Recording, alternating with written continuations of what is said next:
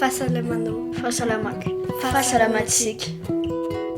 Soa i Madagasikara.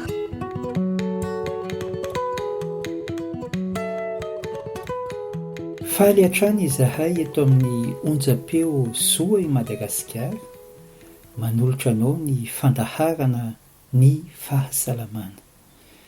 Hitantsika farany teo ny momba ny moka novel izay mitondra ny tsy mikaretina tazomoka.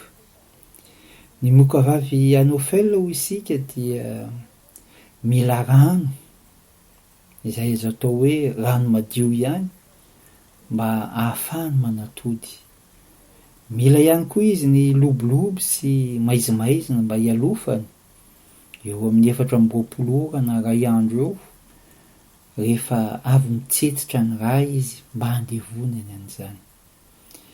Izany fitsetsafana raha izany dia amin'ny alina no mihaza ito moka vavy ito.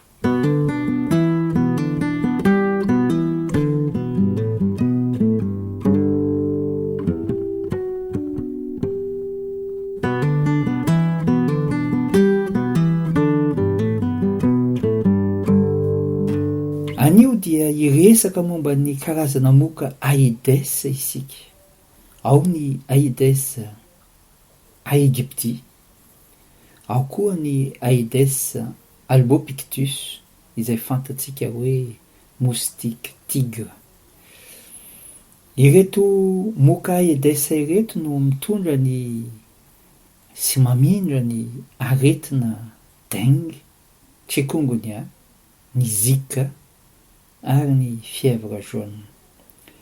Izany hoe karazana moka iray nefa afaka mamindra aretina maro karazana.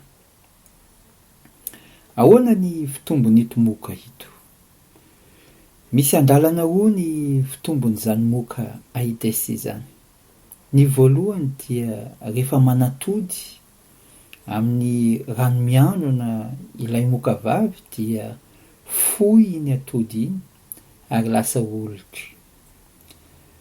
Maharitra eo amin'ny 2 ka hatramin'ny 4 andro eo izany fotoana izany, ary ny hafanana eo amin'ny 4 degré celsius eo no tena mety tsara amin'ity fivoarana ity.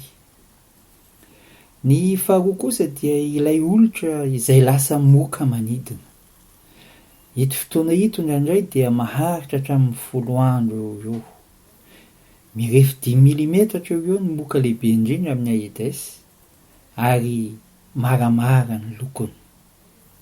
Marihana etoana fa ny atodin'ny moka Aedes, indrindra ny Aedes albopictus, moustique tigre, dia mahazaka haintany maharitra sy fampangatsiahana maharitra. Izany hoe na dia lasa maina aza ilay rano nisy an'ilay atody, rehefa miverina ito rano ito dia fohy ihany ilay atody ary lasa mivoatra ho lasa moka.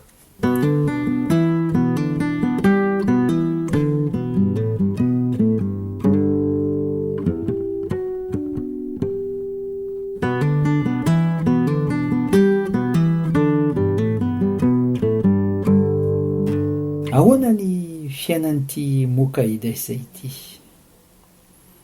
Ny Aedes dia miaina eny an-tanan-dehibe sy eny amin'ireny toerana be olona ireny.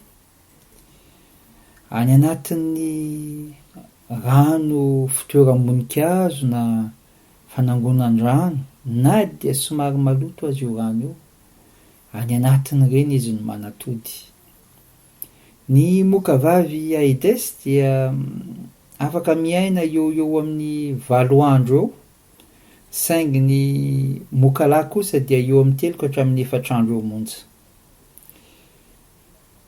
Ny Aedes koa dia tsara ny manamarika fa mihaza, mitsetitra rà, ary afaka ihany koa misotro sakafo izay zavamamy.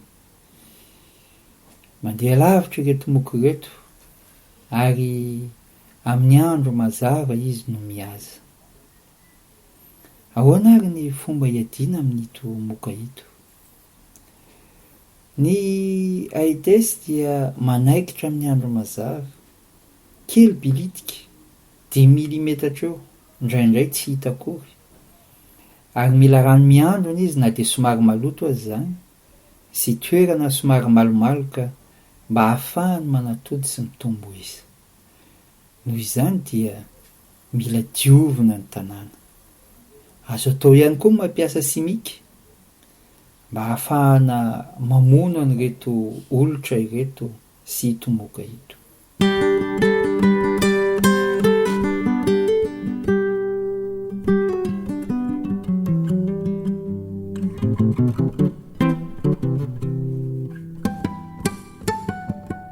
Raha fitinina ny voalaza teo dia mitondra aretina maromaro reto moka ireto, toa ny dengue, ny chikungunya, ny zika ary ny fièvre jaune.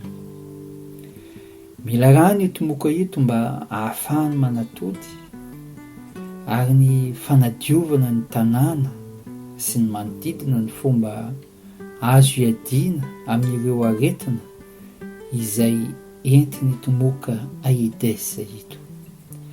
Raha ampitahaina amin'ny moka vavy anofela izy dia izao: ny AIDS mila rano mba ahafahany manatody, fa tsy voatery ho rano madio izany. Ny anofela kosa dia mihaza amin'ny alina, saingy ny AIDS dia mihaza amin'ny andro mazava. Noho izany mirary tanàna madio antsika tsirairay avy.